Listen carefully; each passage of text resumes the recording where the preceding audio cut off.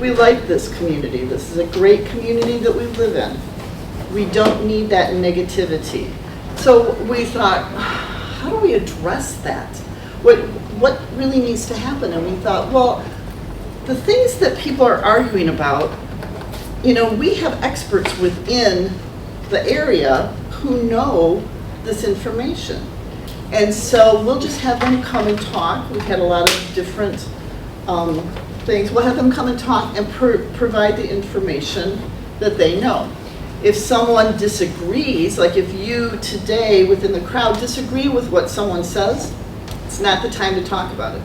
You can then come to us and you can say, I have another speaker that I would like to have present a different perspective on this. And then we'll talk about it and we'll look at their credentials and we'll see if that's something that we would consider. But your job today is to listen and to learn and to ask questions. If you have a soapbox issue, it's not the time to get up on it. This is the time to listen to the experts in the area, in this particular area, and go with it. So, does anybody have questions about that? Alrighty, so we are a nonpartisan, non-political group. We operate off of donations. You see over on the counter, there's a little yellow bucket that you can put your donations in, and that's how we go. We do have some other organizations in the area that help us out. Thank you, Tracy and Road. We also have some buttons that we're selling. Those are $2 each. There is a survey in the box, I believe. If you could just tell us how you learned about this organization or tonight's discussion, put that on there. And then if you have anything else you'd like us to talk about, you could write it at the bottom. Can everybody raise their hand who's part of Common Ground? Can we just look around and see people? These are the people who get together and plan all of this and make it happen for you. So tonight we have Marisa McGlue. She's a member of the Chemours Environmental Impact Committee. Is everybody familiar with that? If you're not, please become. And the White River Township Planning Commission. She's going to be talking to us about research on data centers that she's come up with the help of Connie Crancer. So she's a local environmental educator. So if we could please welcome Marisa. And she's not coming off. You're standing there going like this. Well, thank you. Thank you. Yeah. And so in a nutshell, really this is what we're going to talk about. If you were at our presentation in April or May, why does that seem so far away? What is that? It'll be here. It's crazy. This is the exact same slideshow, so I give you a pass with that. There's going to, but what I think will be interesting now, and what I'm hoping for now, is that when we went through this slideshow last time, am I talking loud enough? Do I need to up my teacher voice? Okay, I'm going to up my teacher voice. Very good. What happened last time was people asked questions during the presentation, which was awesome. And there has been a lot of news about data centers in the past 4 months. It's just amazing. And so I loved what Sue said about a soapbox. No one wants to hear a rant. I don't want to hear a rant. We all got a good rant. I could get a good rant going on, but let's not do that. And if you're going to share information, if you could do a self-check, you know, is this information, do I really feel that this information is true? You know, did it come from a good source, as well as you are capable of knowing of? Because the information is just, for all things out there in the world, just wackadoo. So we are going to talk about some basics about data centers. We're going to talk about the outside forces that are bringing this issue and pushing this issue not only in Michigan but around the country. And then the big piece at the end, and really the most important piece in a lot of ways, is local control, what we can do for that. And so that leads into the why are we doing this.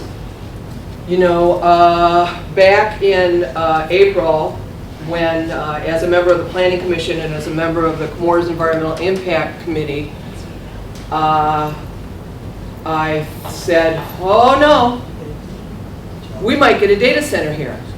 And I was worried about it for two big reasons. Number one, you're probably all familiar with the solar array and what's happening in White River Township about that, and I'd be happy to talk more about that at a more appropriate time. And part of the reason why Lakeside Solar chose this area is because there's a big transmission station in White River Township.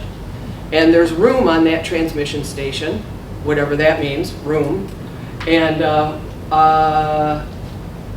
there's a lot of property for Chemours that could and potentially be sold and be used. So I got all twitchy about that and got some people together to talk about data centers and what does that mean. And at that point, way back in the early spring, when I mean, there were people who were like, "What's a data center?" You know, and there may be still some of you here like, I'm really not clear about a data center, and they keep, why are some really bad, and what, so we'll talk about all that.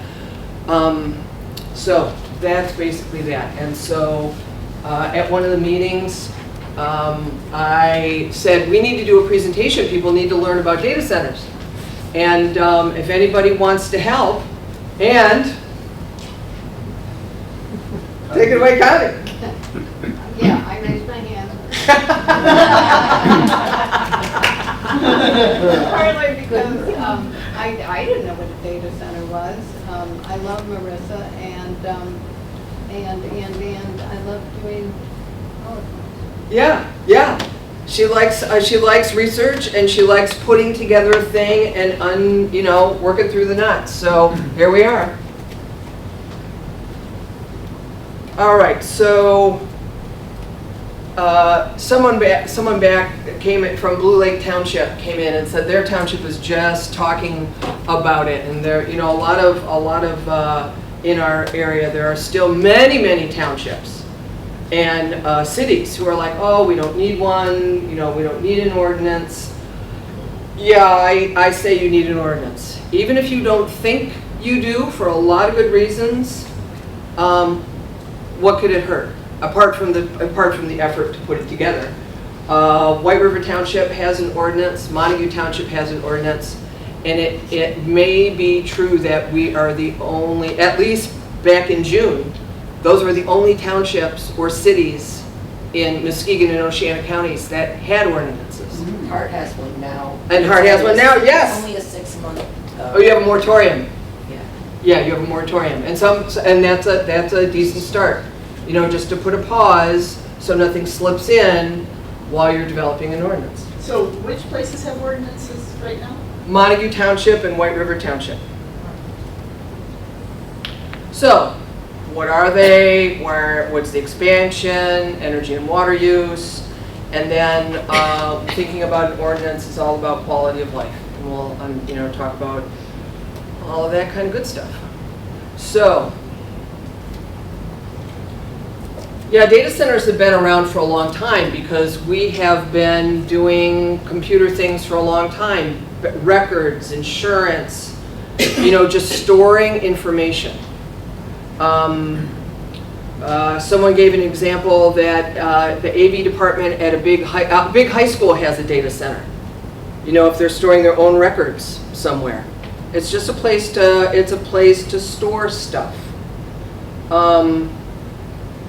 But the technology has changed, and so now we have something called hyperscale data centers. And hyperscale data centers are like, I'll talk more about this, those are like the ones in Saline, those huge, I'm forgetting my statistics, that's like 100 football fields of bigness, the data center in Saline. So, and the hyperscale data centers aren't just, not just bigger. Well, they are bigger, but they're not just bigger. They have far more energy and water demands because of the, come on in, yeah, come on in. Because of the computational rate. You know, it's just, it takes a lot of energy, generates a lot of heat. So, here's a little bit about hyperscale data centers, but those components are going to be in any data center. So one of the things to think about is if you're going to a planning commission meeting or to a board meeting, you know, the Saline size data center may not come to your town, but a smaller one might, for whatever reason. And they're going to have all these same components, and they're still going to need water, and they're still going to need electricity. They still need security systems. That's all part of how they work. So the bigger data centers, the ones that are predominantly in the news these days, you know, these are Google Drive and email and iCloud and all those things. Those are systems that are becoming more and more complicated, and we see AI use now on Facebook, for example. But the biggest piece, I think, that's driving hyperscale data centers is government and enterprise systems. So one of the things that I heard on NPR, to give a reference, was that data centers, you know when you get the robocalls now, or you know when you try to call any darn thing and it's a computer that you press 1, blah, blah, blah, and it's like, you know, none of these, because you have a specific question, and so you have to wait until you get to a person and all like that. Well, there's an enormous market in that because it saves companies an incredible amount of money.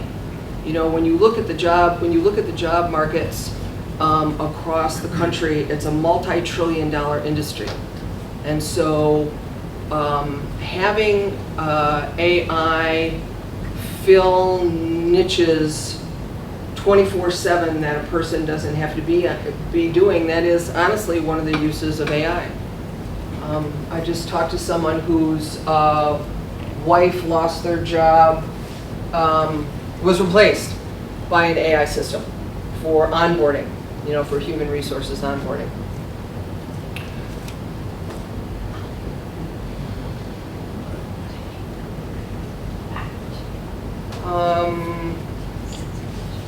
So hyperscale, yeah, they can be big.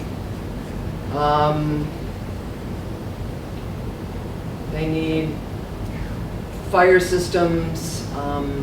It's important to know for data centers that once they're built, they don't often need a lot of people for jobs. And so that's something that I think all members of the community need to be aware of if you're approached, if your community is approached by a data center. Yeah, there'll be really good paying jobs for a while because those will be union construction jobs.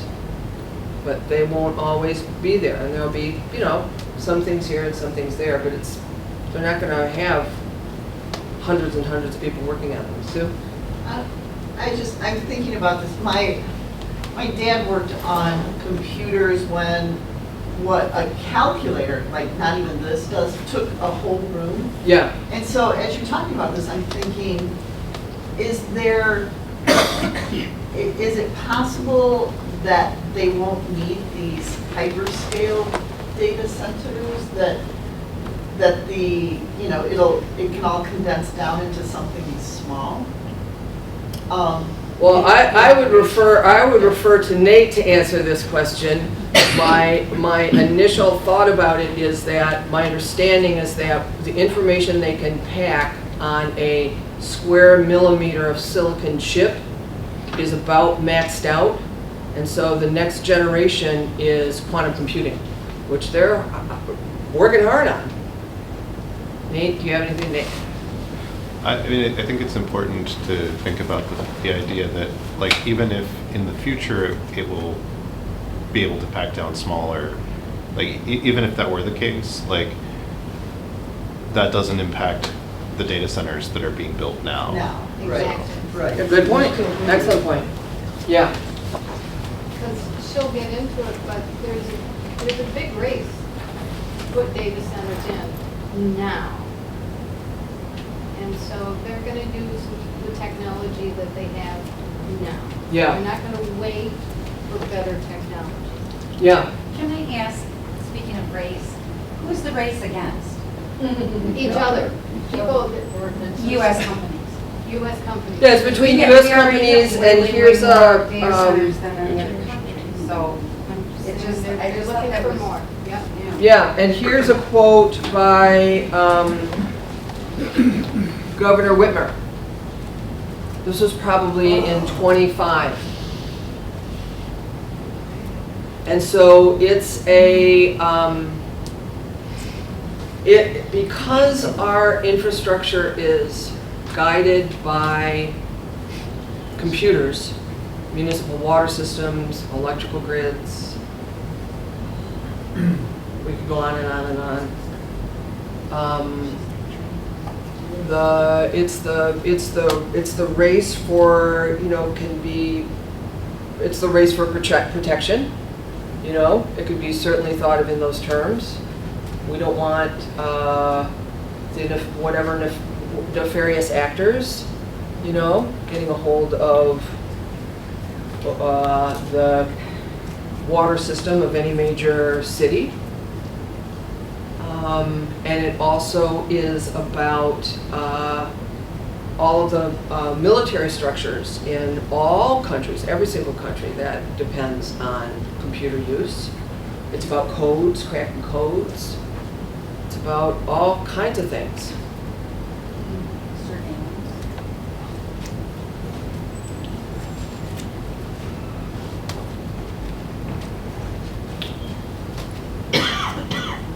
So the expansion that's happening in Michigan, although there are other states that have far more expansion happening, Texas and Virginia have far more data center expansion happening than we do here.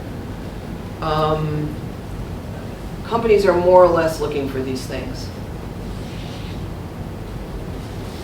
And we have all of them. There was a whole law that was passed for tax exemptions. And cold temperatures are there because they do generate a lot of heat. So imagine, a data center generating a lot of heat and needing to be cooled in this climate versus Texas.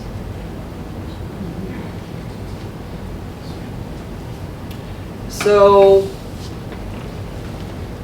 in 25, this new enterprise data center tax exemption was passed. There's been tax exemptions for data centers for a long, long time. But because of the expense of buying new servers that the data centers have to do, and apparently those servers, you need to replace them every 5 to 7 years. They wear out the same way our phones wear out, and technology changes the same way for our phones. They change, or our laptops, or whatever. If you can have a tax exemption, both on property tax and sales tax, that saves you a lot of money. And so that's, this is not unusual for Michigan or for, there's a lot of tax breaks that corporations can be given to come into a state or a city you know?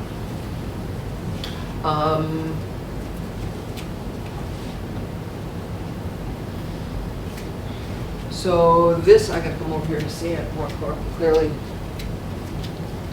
So this is the breakdown. So the qualified data center column is, you know, those were, as I recall, Connie, so help me with this. The qualified data center column is basically the tax code that's been in place for a while. Yes. And so the enterprise data center, you can see, for example, we'll just focus on water source. If you're going to have an enterprise data center, you need to use municipal water. And so there are some municipalities who don't have municipal water. There's probably a lot of us in here who have wells. But that doesn't make you exempt from it.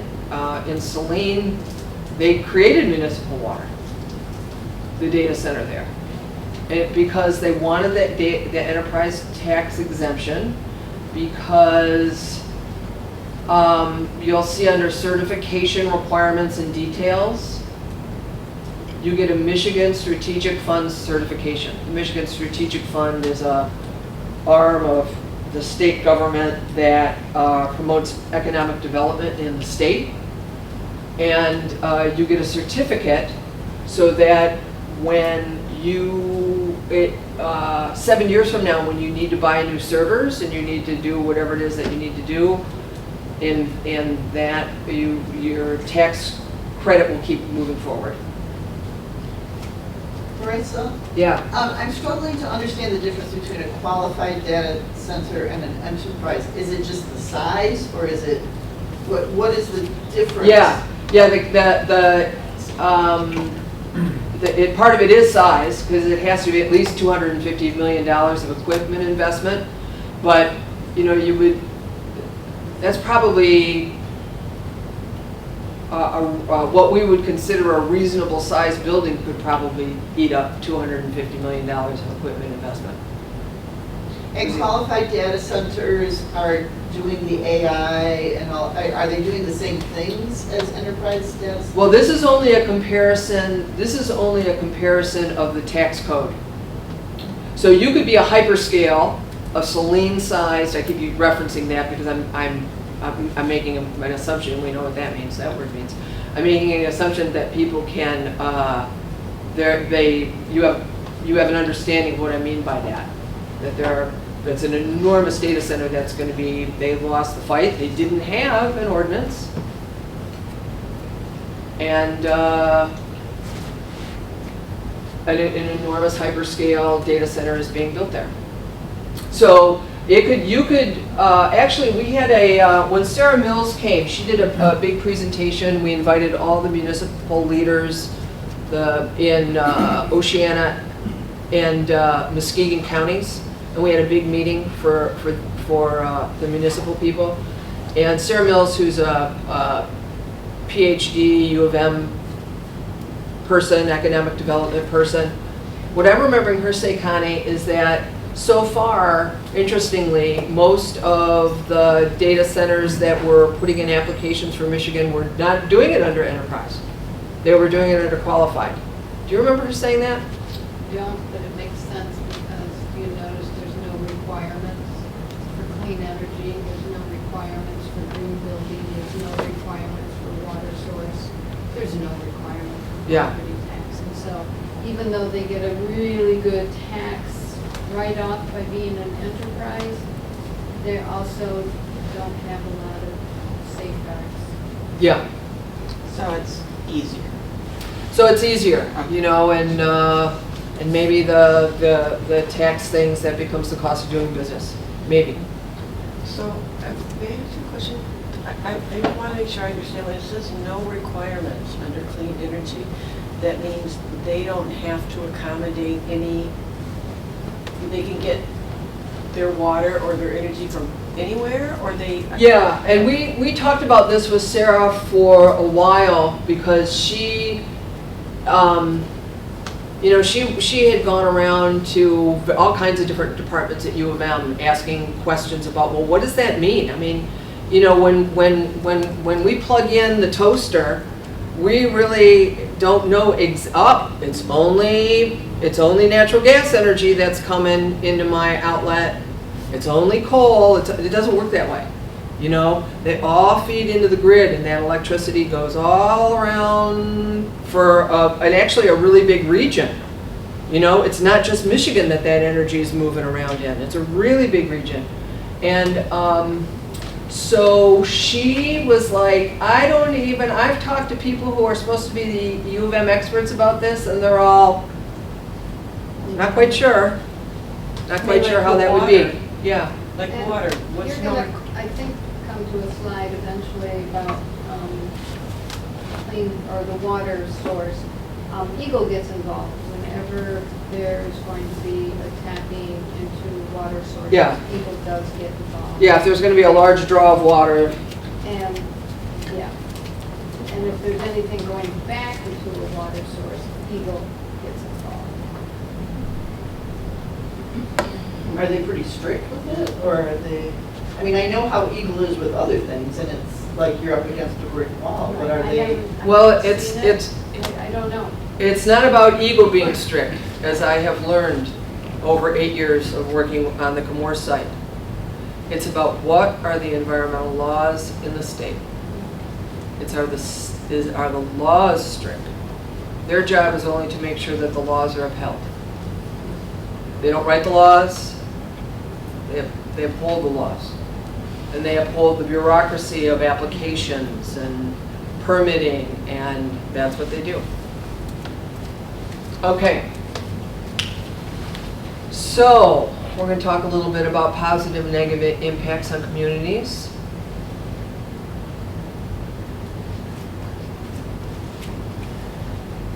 We could talk about home ones, because I noticed that Sun Run is now going to have home data centers. They're trying to come up with people that already have solar panels and storage. It's their pilot program came out July of this year.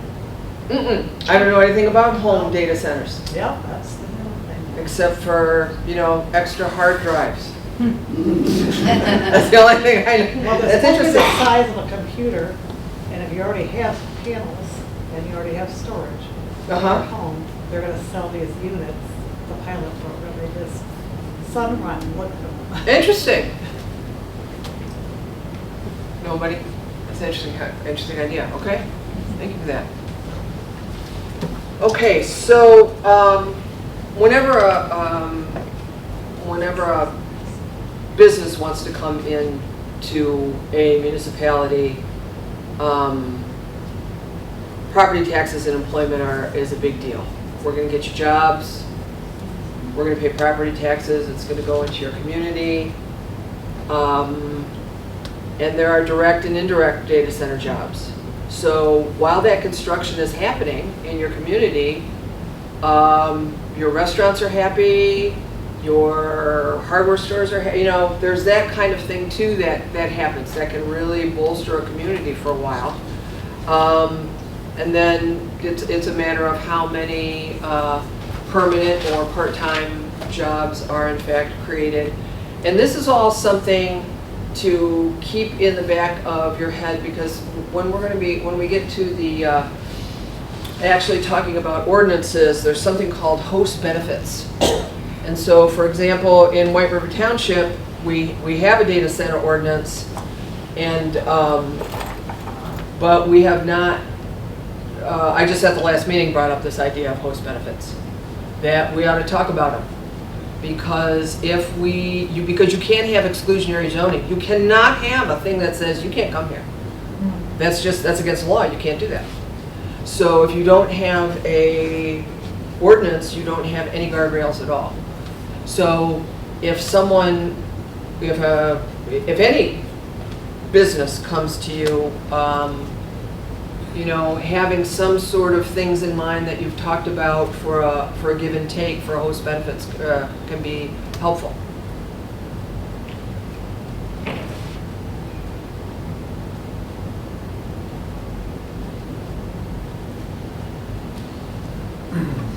So, they're worth less, and property taxes decrease. And so you can set a bar to keep property taxes at the same rate.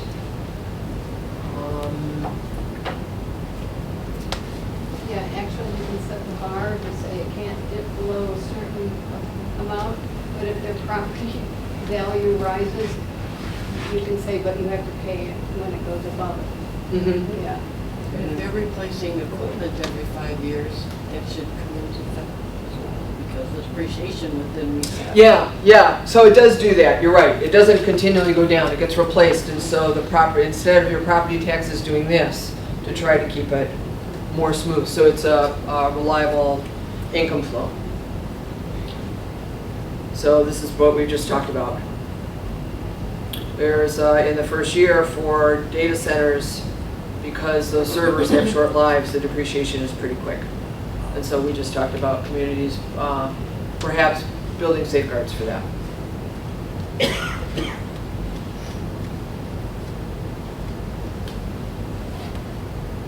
Okay, so here's some outside force pieces. So for energy, water use, and air quality, just to say that out loud so we know what we're focusing on. Data center size is going to affect all three.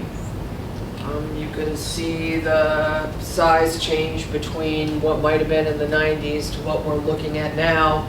And actually a megawatt is, I mean, that's probably small. I forget what I forget what hyperscale is.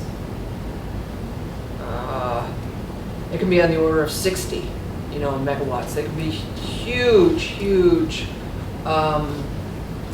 users of energy.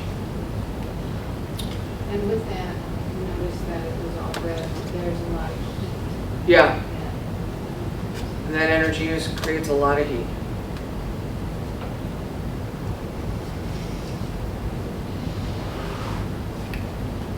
So, cost is something that we've heard in the news a great deal.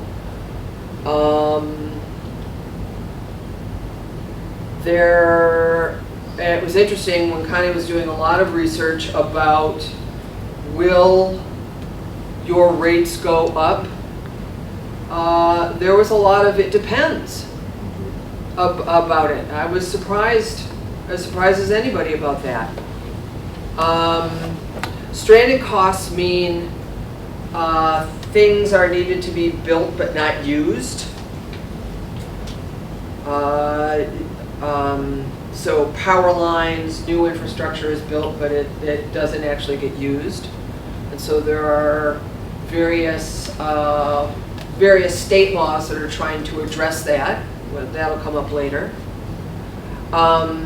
Data centers can be built more quickly than any power source. I can't remember what first mover competitive advantages talked about. That's what we talked about, is like they want if you want to get in, they want to go fast. Oh yeah, they want to go in, yeah. Yeah. Market share. Yeah, they want to get in, they want to move fast. And so I think some, maybe not in Michigan, but I think there are some data centers, my memory wants to say there are data centers that have been built in other places in the country. Oh, for sure there have been. That they have brought their own power with them. They have brought their own solar array, they've brought their own whatever.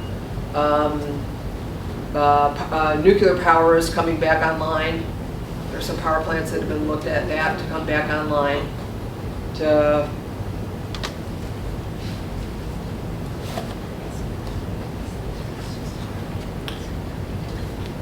So, here's the rate. Solar is the quickest, and wind and natural gas, and then nuclear. I don't know where coal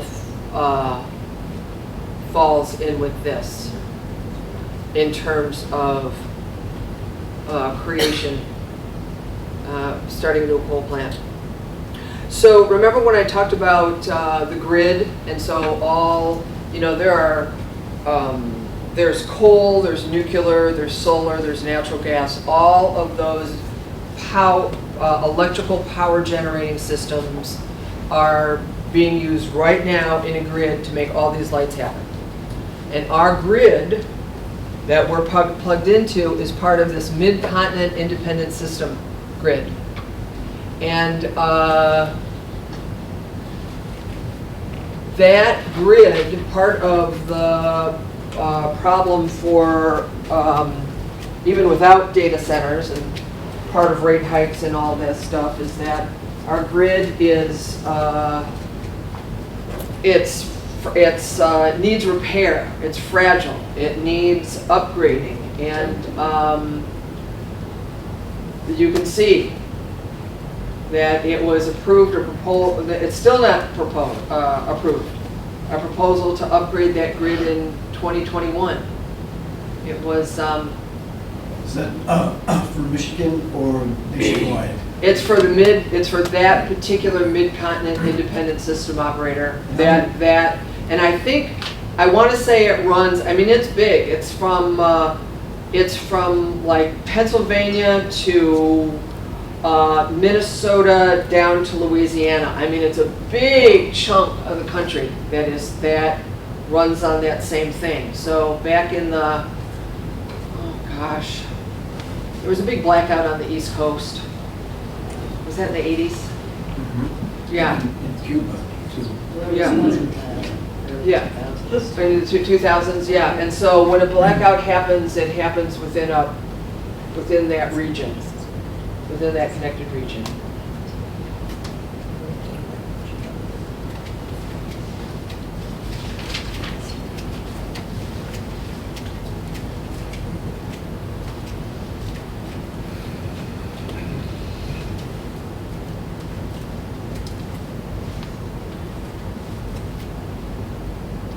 So, the Michigan Public Service Commission.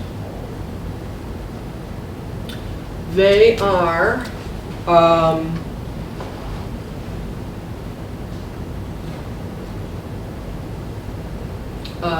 supposed to be knowledgeable and impartial.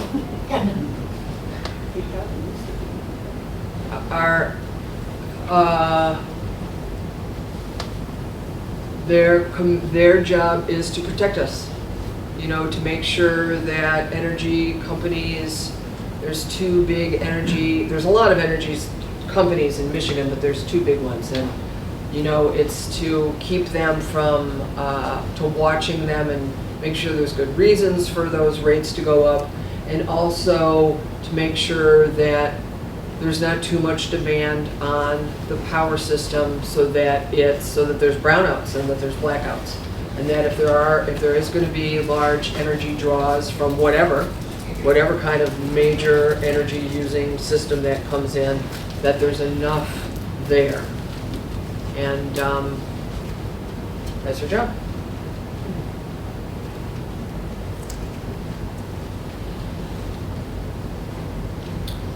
So for rate protection, so there is a large customer rate schedule. 15-year contract means you sign this 15-year contract and you are guaranteeing that you're going to pay 80% of what is determined you'd be using per year, even if you go out of business after 10 years. How would you pay if you were out of business? I'm not sure. That's a good question. Yeah, I think it might be for a lot of, you have to put up front that, what's that called? Bond? Yes. Surety bond. Yeah, a surety bond. Mhm.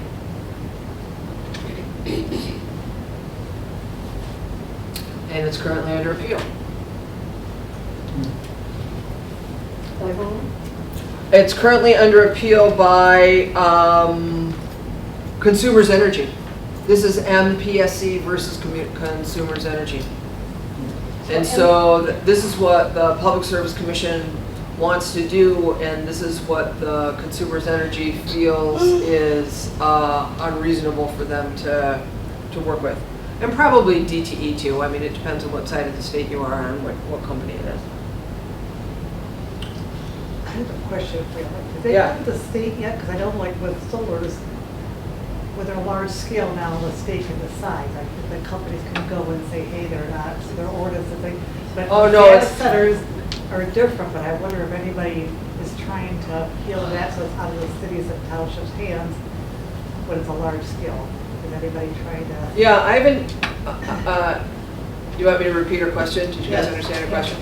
Her question is for citing large-scale solar because of Public Act 233.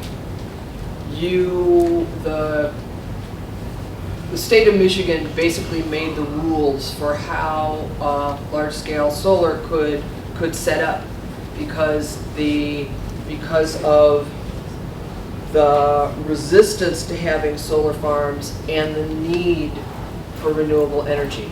Trying to balance these two things, trying to get away from fossil fuels. So because there were a lot of areas that were not necessarily welcoming to that, the state said, okay, this is how we're going to do it. So she was asking whether that kind of public act or law or rule was in place now for data centers, and it's not, and whether it's being considered, and I don't know.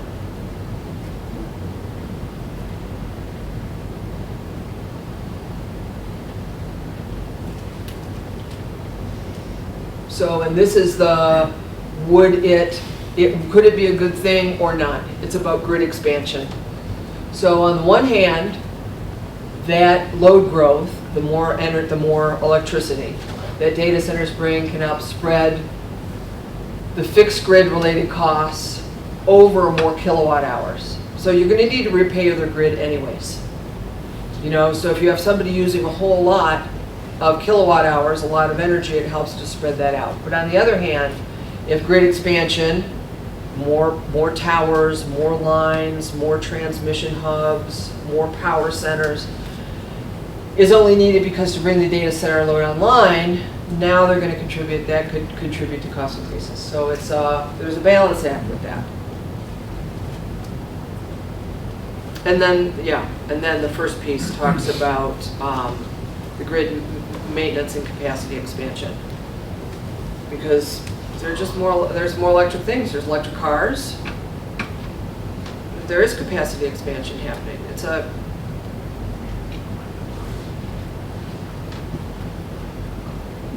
all right, I think that's enough of energy. Let's move on to water use. So,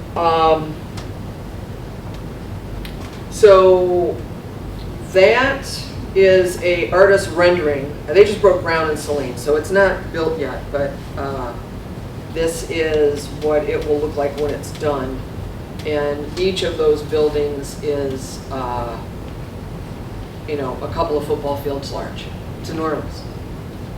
And so it's going to need to use a lot of water. All data centers need to use water. Everything needs to be cooled down. Your phone needs to get cooled down. Your laptop needs to get cooled down.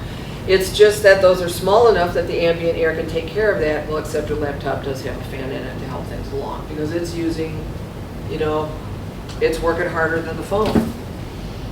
So, power produces heat. Water is an efficient remover. You could use air. You could use evaporation. You could use discharge. There's different ways to cool things down, to cool a data center down. If you're discharging water, it might have contaminants in it. We'll talk more about that when we get to looking at closed loop systems. So again, just, the more power it takes, the hotter it gets. And would it be correct to say that the water might not take care of all the heat? If the air around it might also get warmer? Right, yeah, and I think those are referred to as heat islands. Yeah, that's right.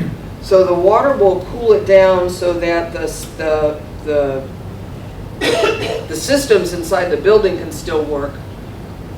But that heat is not going away. You're absolutely right. It's going out into the environment. So it's either going out into the air, which is very noticeable, could be very noticeable around a data center, or if it's being discharged, it's being heated and dumped out, which would be an open loop system. Yeah, it would go, it would be heating up the water that it's going into. So nuclear power plants do that. They have a closed system around the actual radioactive core, the system, the rods, that's a closed system, but you've got to keep moving heat away. And so that water goes out, for Palisades, it goes out into Lake Michigan.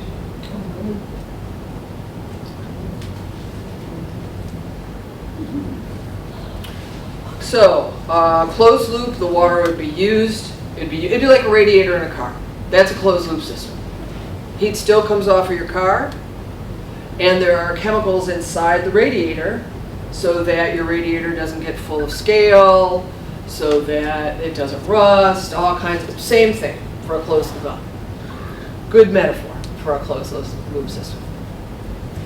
Open loop system, water would just come in and be put out. And we're talking about water cooling because it's more efficient than air cooling. But you could have air conditioners, you could do that. So are they looking at more of the closed loop or the open loop system? Closed loop, Oh, they are. yeah. Yeah, and it depends. But Money. Yeah. And if there's available open loop situation. Yeah, I'm sure that there are other But again, you things. can build that into your ordinance. Yeah. but even with a closed loop, aren't there times when they have to discharge those Yeah. fluids? Yeah, and they have to- new yeah. fluids, and just like in our radiator. That's right, that's exactly You right. have to flush it out. Mhm. So with the ordinances, is anybody preparing for those contaminants when they're flushing out the Yeah, closed loop? that can be in the ordinance. And so the ordinance would be, let's see, what does our ordinance say? Our ordinance says something along the lines of,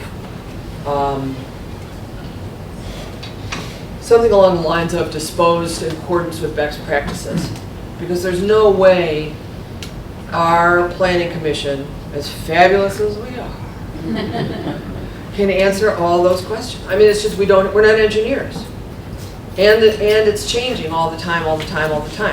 So built into the ordinance is, we could have our own smarty pants people come and look at your system that you're bringing to us. And we know ahead of time that we want them to look at this, and this. And then, because we knew how fast technology was changing and how difficult it was to grab onto every darn thing that we needed to look on, we added the fancy legal words of, oh yeah, and we get to look at anything else that we come up with too. And in the way that made our lawyer happy.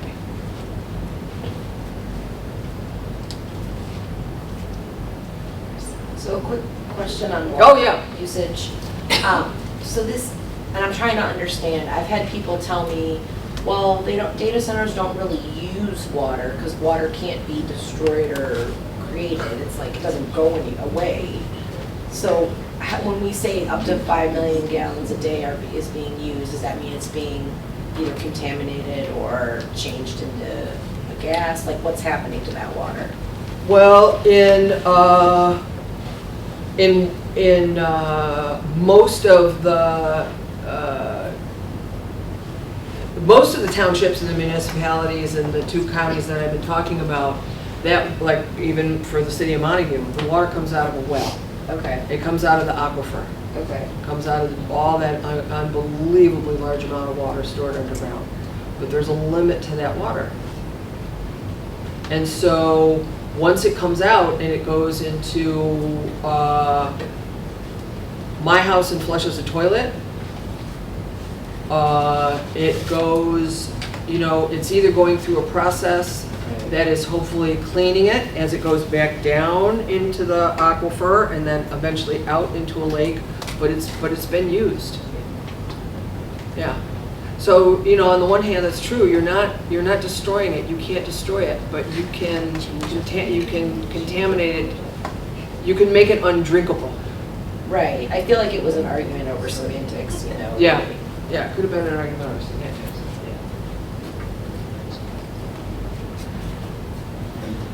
Yeah. To an open loop system, the steam would, be removed from the environment. If it was in an open loop system, you would think that some of that water would be removed through steam from the actual environment. Well, it's true, yes and no. If you look at the tiny, you pull the water out of the ground, you're in an open loop system, it goes off, it evaporates as steam. Yep, now it goes over to England, but eventually it's going to come down. So in the big system, in the big water cycle of the earth. Sure. Yeah. Yeah, but what I'm more referring to is if there was because I know Higgins Lake, there's a big data center there. I'm just thinking if it was open loop, that could change Higgins Lake. Oh, absolutely. Yeah. Sure. Yeah. Oh, yeah. They Sure. are using It's not water. really hot, but it is perceptibly warmer than the body of water that it's going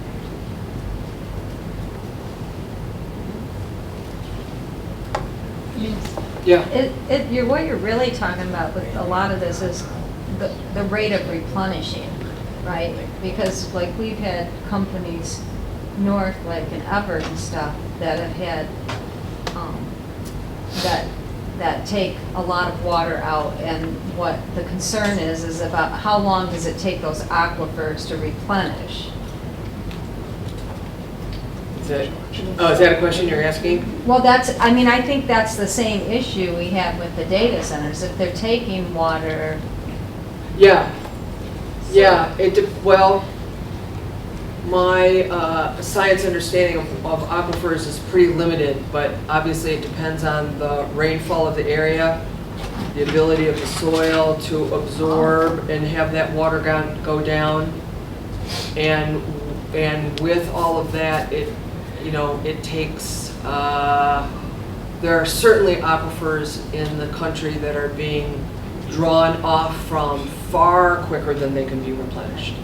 It takes a long time to replenish an aquifer. I guess my question was more about up at the top where it said that developers may choose type of cooling depending on water availability and cost. Yeah. Is that something that can be written into the? Yes. Okay. Yes.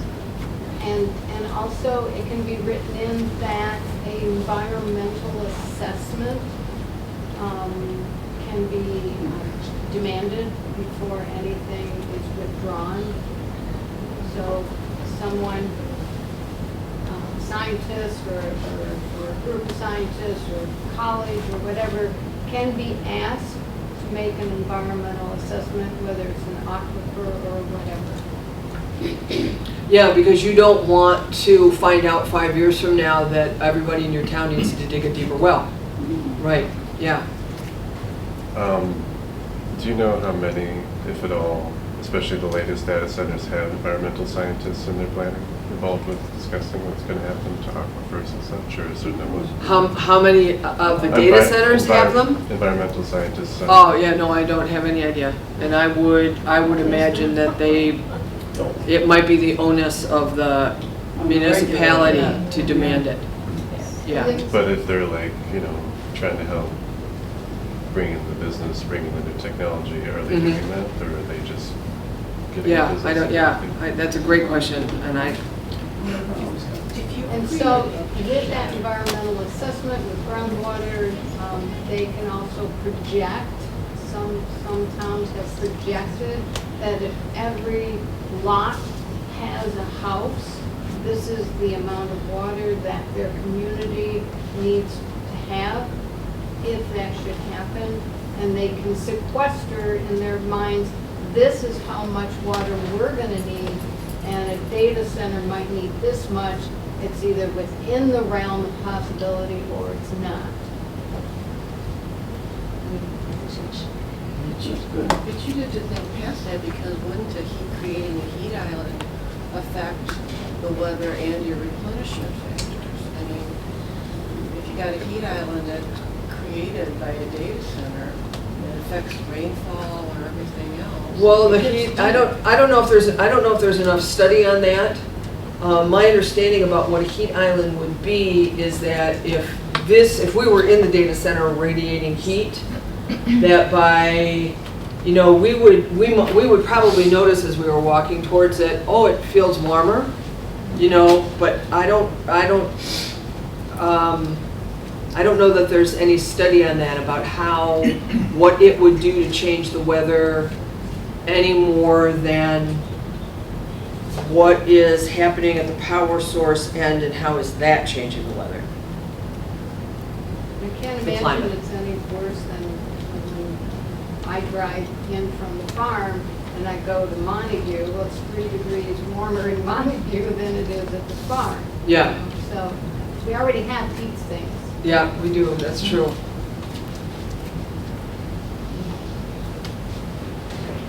All right, so we've been talking about this. You know, there's going to be wastewater. It's going to be in the system. The pH could need to be changed.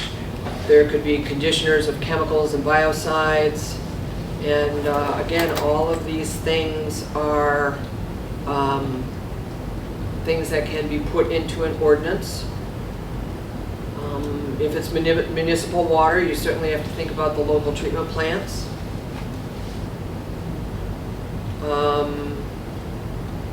When this last sentence, closed loop and dry cooling would be, I'm pretty sure that means air conditioners, if I'm remembering right. Yeah, they can have minimal or near zero wastewater discharge while they're operating, but the woman in the back row brought up a good point. At some point, that water is probably going to have to be flushed and changed. Yeah. So. That makes sense. We touched on this a little bit. Eagle regulates the water coming in and the water going out. They regulate it. They don't make the laws. There's 3 different permits.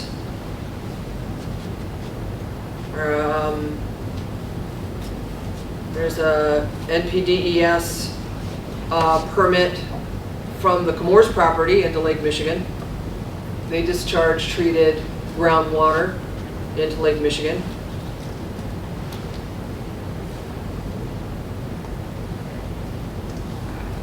They still do? Yeah, they have for decades. It's treated, it's gone through a carbon filter, and so the chemicals are within whatever the legal standard is, but it's not, you know, there's stuff in it. It's better than, it's lower concentration than the stuff in the groundwater. Well, it meets some kind of standard. Yeah. Before you move on to air quality, is there any talk or investigation on the ground itself being polluted, surrounding data centers and mega data centers? Yeah.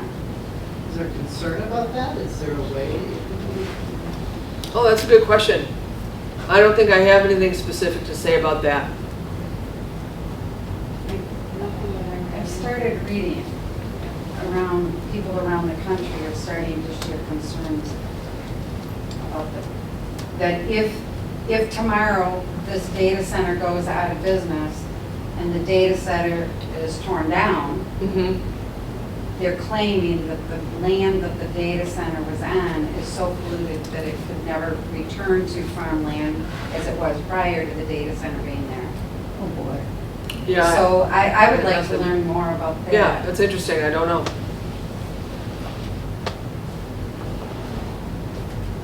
And just so you know that an ordinance can have a decommissioning clause. And they can. Connie, could you speak up? I can't hear you. An ordinance can have a decommissioning clause to the ordinance. You can say, to decommissions, we expect to have this done, this done, this done, and we also want X amount of money sitting in the bank in case you leave town. I heard there was. Yeah. Yep. All right, so we've been touching on this. You know, the data center itself, it's not a factory. It's not going to have a smokestack, but it is getting its energy from someplace. And, but the big thing that a municipality can do when it's thinking about its ordinance is thinking about the on-site backup generators. Because chances are those are gonna be diesel, and, I'm trying to remember, there's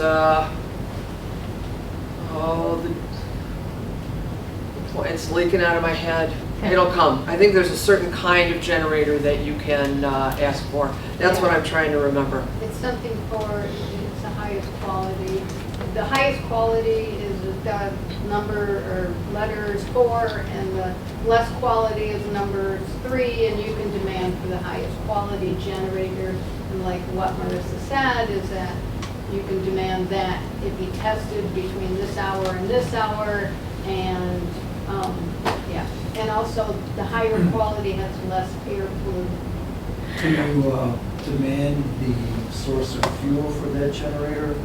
Yeah. It's your ordinance, you can make it. Yeah, you can make it be, it can be natural gas. Yeah.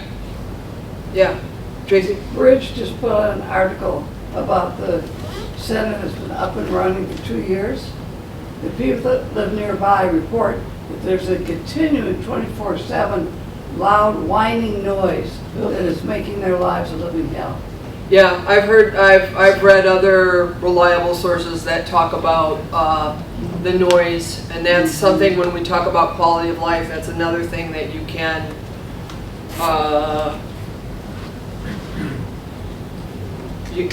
that you can put in your ordinance. I mean, there's buffering, there's different ways to deal with that. Yeah. So you said you can't have an ordinance that bans them from building, but Correct. Can you limit the size of the? Yeah.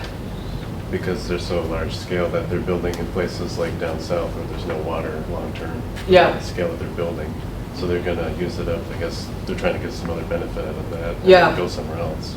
So like, why can't we have smaller centers if they're gonna build them and spread them out and regulate the water quality Yeah. instead of like a gigantic center? Yeah. I'm curious. Uh-huh.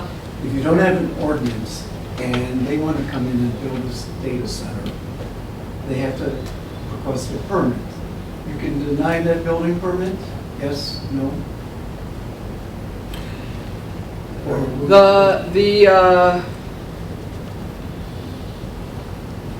I'm trying to remember the actual code name. I'm not going to, but state law says that if they can show a reason for the public good while it needs to be there, they can build it. And then after that, then yes, they would have to go through all the same building permitting processes that anyone building a home or a garage in your township would have. public good is very subjective. Exactly. Yeah. Yeah. Just speaking of a ban on exclusionary zoning, like most of the townships around here ban single wide trailers. Why are they allowed to ban single wide trailers if they can't ban giant tech bro bullshit? Because no one has pushed hard enough. So do data centers have a carve out that you specifically can't ban data centers, or is it? No, White River Township has a zoning ordinance for a mobile home park. We have an ordinance for all that because you can't be exclusionary. So if you know of people who are, and there are also ordinances within the residential community. So White River Township has satisfied the law. Because we have an ordinance, you can build a mobile home park, here's all the things that have to happen. And if you're gonna buy a lot and build a home in White River Township, the minimum square footage is 960. And 960 was picked because it's bigger than any double wide manufactured home. So it's like that. Yeah, just like that. But there can be exceptions to ordinances, correct? There can be exceptions because you can ask for a special exception. And so, yeah, there can be exceptions. And the neighbors have to agree. I mean, it depends on the process of the municipality that you're in. But if it's to your point, Wiley, if they don't have an ordinance about mobile homes, there's really nothing that they could say.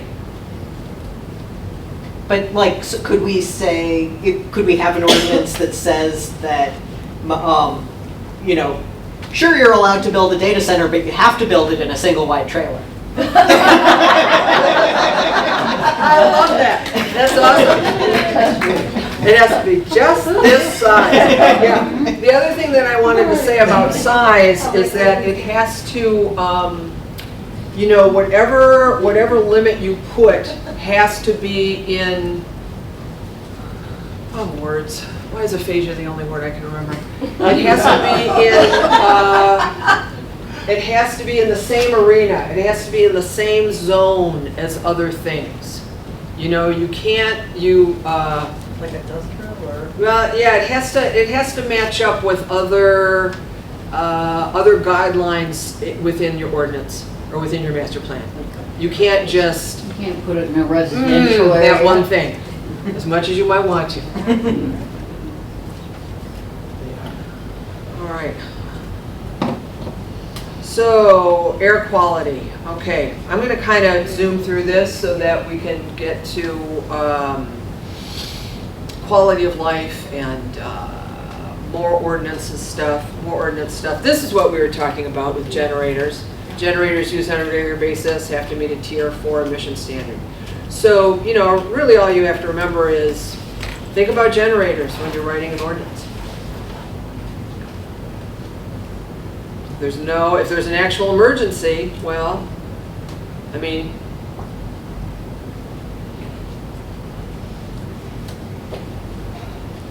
But you go back. Yep. You'll notice that Eagle says that they can only be used for backup emergency.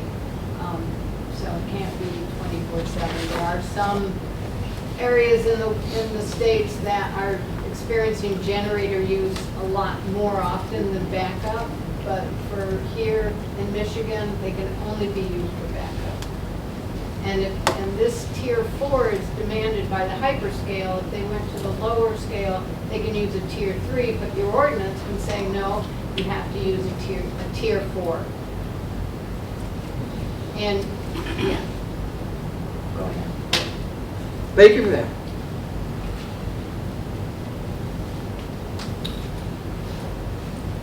Okay, so now we're getting into the importances of ordinances in general, or anything.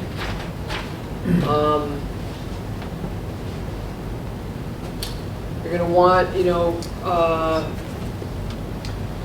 especially for data centers, those municipalities that have greenfield sites or agriculture certainly feel more vulnerable. But I would argue, that, you know, because they don't have to be big, because they come in a range of sizes, that a data center ordinance is applicable. Even for, you know, for Montague and Whitehall, even though both of those cities say we don't need one. I think you need one. So, some stuff to consider, whether it's a reasonable size one or a huge one. Yeah, go back. The Yep. left-hand side, that's actually a data center. They fit it into this building, the south field. And and it's a closed system, and, yeah. And- It's just multiple floors, Right. rather than spread out. Spread out. Yeah. right. And there are some places like Lansing that want to use the heat generated and bring Thank you it for saying to that. homes. Yeah. To residential areas. So Yeah. you're looking at piggybacking and making what could be a bad thing into a kind of cool thing. Yeah. Yeah. Yeah, heating greenhouses, heating sidewalks, all that kind of thing, yeah.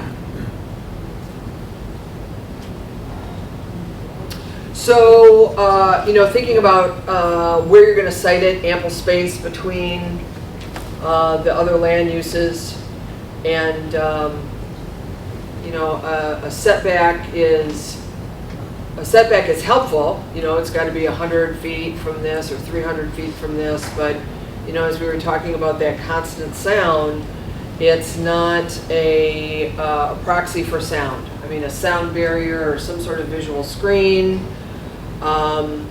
You want to make sure that your ordinance is supported by your master plan, and so quality of life and other issues have been talked about in the master plan. The master plan is a legal document that really does help support your ordinances.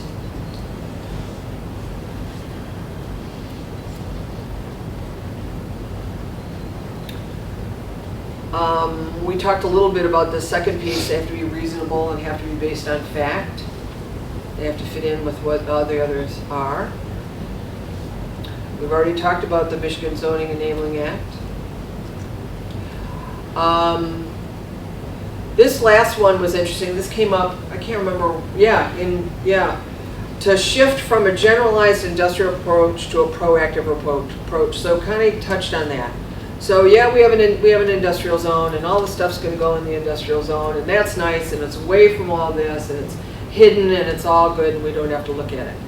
Well, to kind of start to think about turning that completely 180 degrees and being more proactive about it. What kind of industry would we want here? What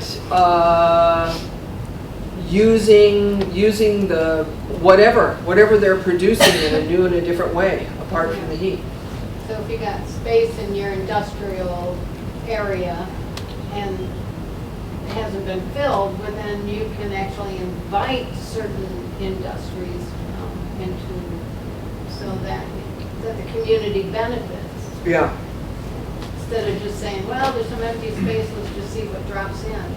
You can actually lure certain industries.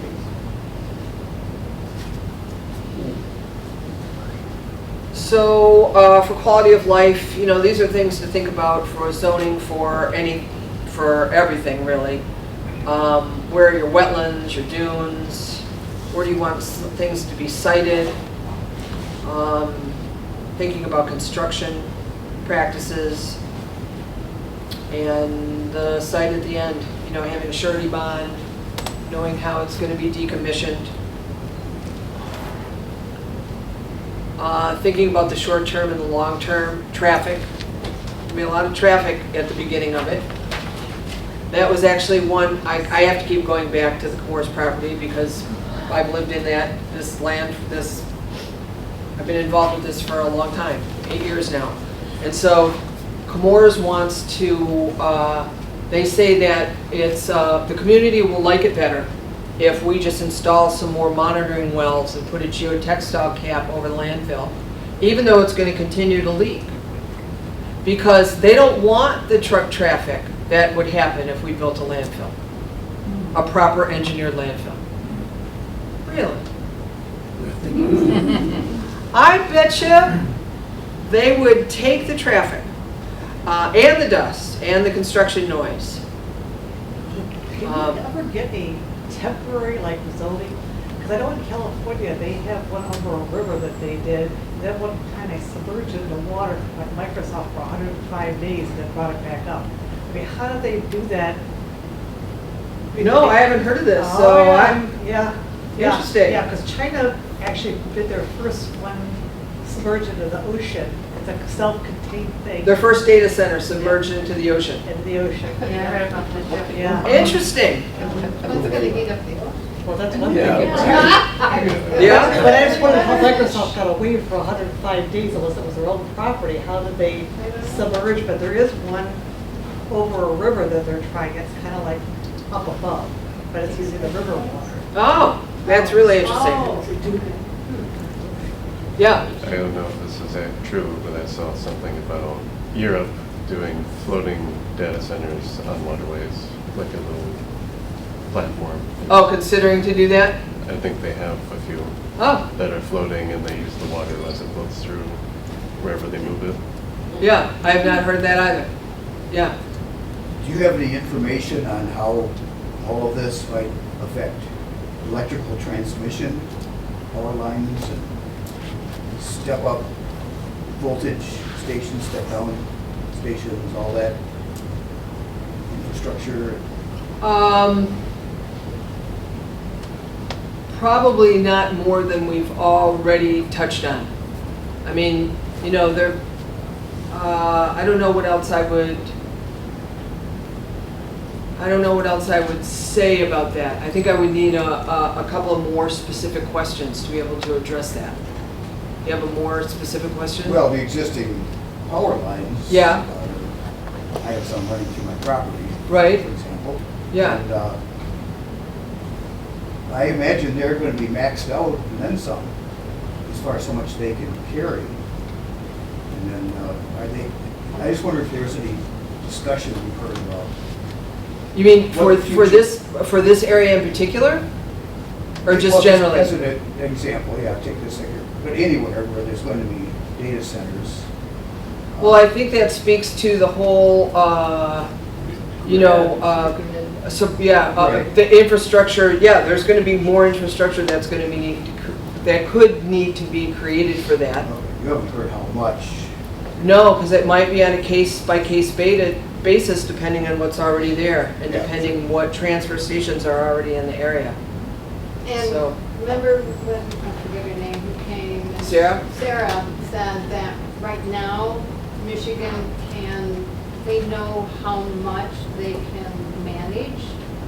I think she said like 6 data centers or something. Yeah, she did say something like Yeah, that. 6 data In centers. Michigan? In Michigan, and that's what we can handle now without a whole lot, and there'll probably have to be some updates, so you could say, well, okay, well, what are the chances that our community's gonna get one?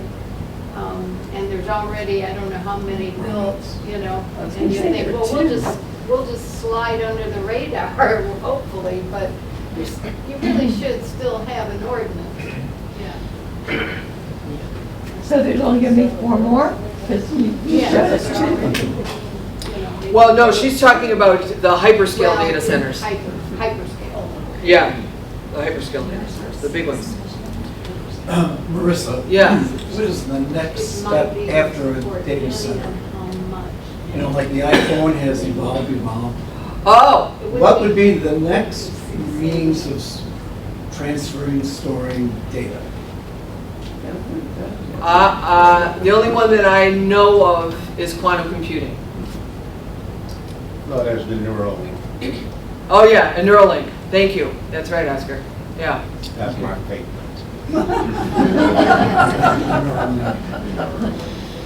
Yeah. Have you guys seen the ads for the Meta glasses? Yes.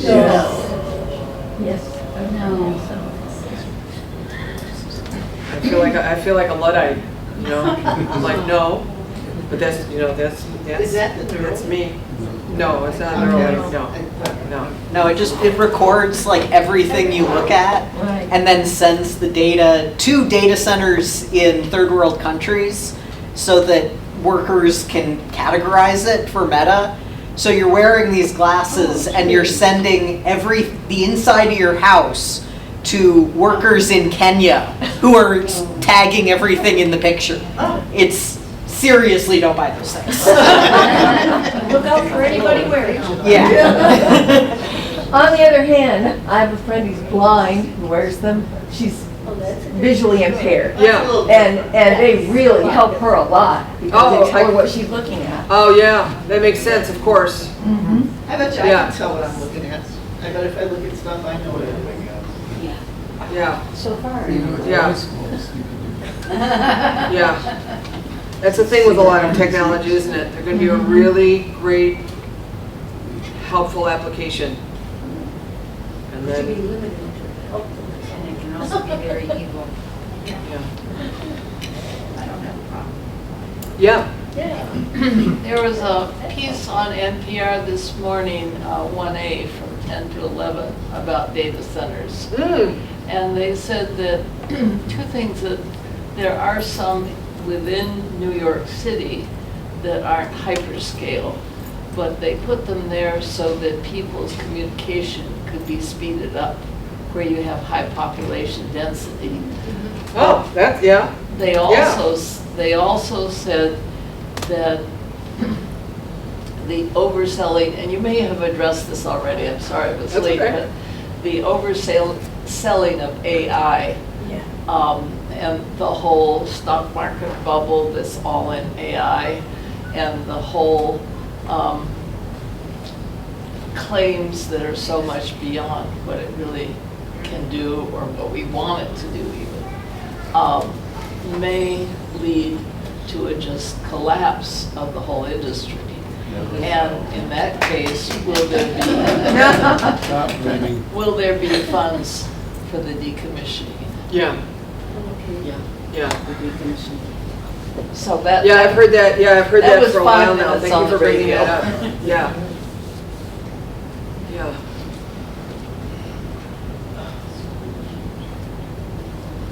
So again, this is a lot of things that we've talked about in our kind of rolling around discussion. Is your industrial zone appropriate? Do you have the kind of, what size would you think of would be reasonable? If the last one is what White River Township did, we put our ordinance was constructed so that it would have to come as a special land use. And we're doing that more with other things as well, like event centers.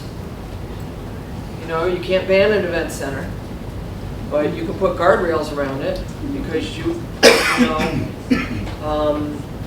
because they can generate a lot of noise and they can enjoy traffic. And is the road set up so that there can be safe in and out, or all these things that go with it. And so under a special land use, you have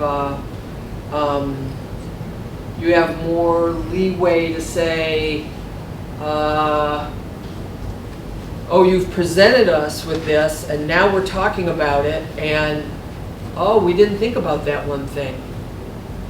So now we want you to address this one thing that we just thought about now. So it's kind of like what we did with the ordinance itself, the data ordinance itself. Yeah. Are you happy with the data ordinance in White River Township? Do you think it, you're speaking a lot about it. Is it pretty thorough? Yes. Okay. Yeah, it's as thorough as any of us, along with our lawyer and the company that we worked with that does municipal policy making to make sure that we did the best job we could, and I think it's pretty good. And the Montague Township, is that pretty good too? Yeah. Ruzio pretty much single-handedly looked at all the different ordinances that he could get his hands on, use the very best points of all of that, put in a lot of safeguards. Yeah. And did you say there, in Muskegon County, there aren't any other municipalities? In May, and so apparently Hart's looking at a moratorium. I think there's different things happening in various municipalities, but in May, White River and Montague Townships were the only ones that were actively working towards it. Montague Township was actively, and we were almost done with ours. In Muskegon County. In Muskegon and Oceana counties combined. Yeah. Fruitland Township's looking into something. Pardon? Fruitland Township's they're looking into it. Good. That's good. Yeah. About how long did it take from kind of start talking about it to the ordinance being created? How long does that take? Did that take White River? It took us about 6 months of that's all we talked about. I mean, unless something came in that we had to deal with it with, somebody wanted, some other little thing that came in. Okay. With more than just the regular meetings. Yeah, so there's a special meeting that has to go to the lawyers and get the Yeah. company. Yeah, so I mean, you were kind of full in for that 6 months. Yeah, actually. because we had a 6-month moratorium, and our lawyer said you can't put we're going to have a 5-year moratorium because now you're starting to push the boundary of exclusionary zoning too far. Yeah. Having a moratorium where you're really doing the work, unless the state government says nothing for a year. I mean, that's a whole different level of, clearly we're not. Yeah, and that's, we'll see what happens with that.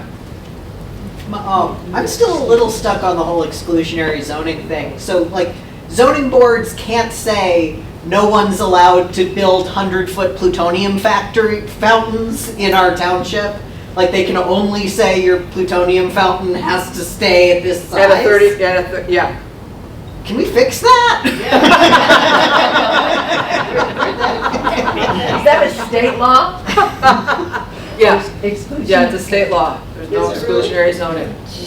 Like we should be allowed to say that's a bad idea and nobody's allowed to do it. Yeah. Yeah. Well, that's why those mini data centers might be the answer to have at homes. Yeah. Because, you know, that might, because they're supposedly small enough that you can have those, if you choose to have it, but you have to have solar panels. You have to challenge state law.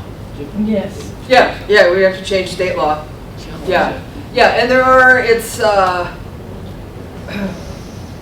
quite as black and white as that, Wiley, but kinda, you know? I hope no one with a plutonium tower wants to come to West Michigan, but we'll organize if they do, that's all I can say, you know? So, other things you might want to consider, you know, this comes into, you know, some thinking about host benefits, you know. Whether they'd be willing to contribute property for open spaces. You know, we've considered that. So for example, if a data center wanted to come in and build on Chemours property or agricultural property, for example, could we say, yeah, we can do that, and you need to buy these 66 acres of Chemours property that's down on White Lake so that we can conserve that. That's a benefit, you know.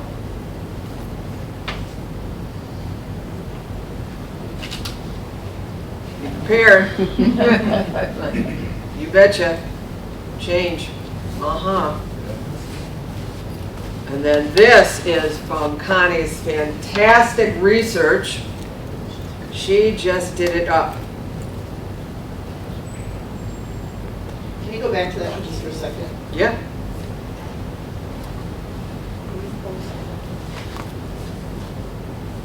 Can we post it? No, can we take a picture of it? Okay. Is this presentation available on the website? I'm sorry, pardon? Is the presentation available on the website? No. It will be, that's why they're filming it. Oh, but it will be. Yeah. Yeah, we'll have the video available on YouTube in the next week or two. But if, could it be something other than a video? Could it just be the presentation itself?